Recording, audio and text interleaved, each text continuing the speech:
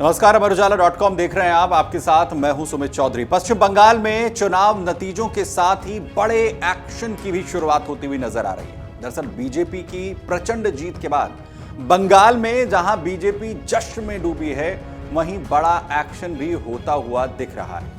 Kolkata police के एक बड़े अधिकारी पर केंद्रीय एजेंसियों का शिकंजा कसता हुआ नजर आ रहा है। दरअसल ईडी ने कोलकाता पुलिस के डीसीपी शांतनु सिन्हा बिस्वास के खिलाफ लुकआउट नोटिस जारी कर दिया है। दरअसल दावा किया जा रहा है कि वो देश छोड़कर भागने वाले थे, लेकिन सवाल है कि आखिर क्यों। जाहिर है, बंगाल में सत्ता परिवर्तन के बाद ये पहला बड़ा एक्शन है जिसने साफ संकेत दे दिए हैं कि बंगाल में अब फाइलें भी खुलनी शुरू हो चुकी हैं। जिन चेहरों पर अब तक सत्ता का संरक्षण होने के आरोप लगते रहे, अब वही चेहरे जांच एजेंसियों के रडार पर आते हुए दिखाई दे रहे हैं। इस पूरी कार्रवाई में पहला नाम है कोलकाता पुलिस के डीसीपी शांतनु सिन्हा बिस्वास का। सूत्रों के मुताबिक ईडी ने शांतनु सिन्हा बिस्वास के खिलाफ मनी लॉन्ड्रिंग से जुड़े गंभीर आरोपों के तहत जांच शुरू की थी।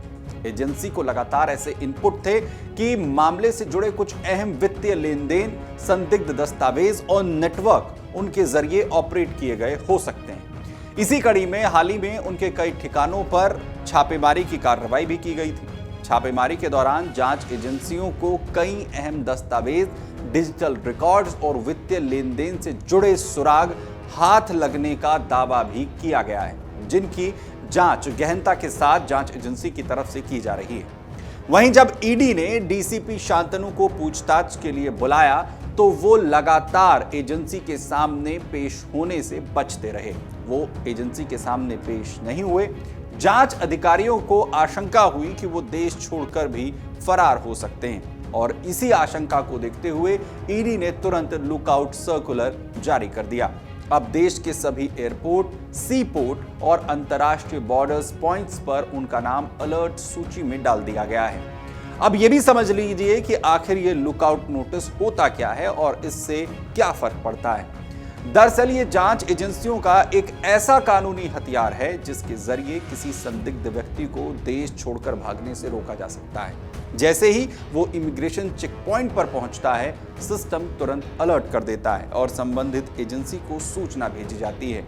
साफ है कि ईडी इस मामले को हल्के में लेने के मूड में बिल्कुल नहीं है। जांच की जड़ें 19 अप्रैल की उस छापेमारी तक जुड़ी हुई हैं जब ईडी की टीम ने एक साथ शांतनु सिन्हा बिस्वास और सन एंटरप्राइज के प्रबंध निदेशक जॉय कामदार से जुड़े ठिकानों पर कार्रवाई की थी। उस दौरान कई दस्तावेज और इलेक्ट्रॉनिक सबूत जब्त किए गए थे।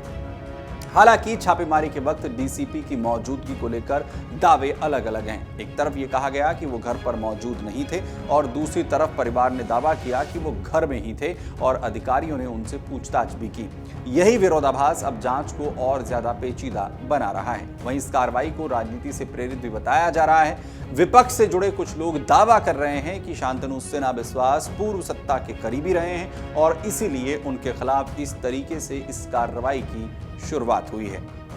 अगर आप ये वीडियो YouTube पर देख रहे हैं तो हमारे चैनल को सब्सक्राइब कर बेल आइकन दबाएं और Facebook पर देख रहे हैं तो हमारे पेज को लाइक करें।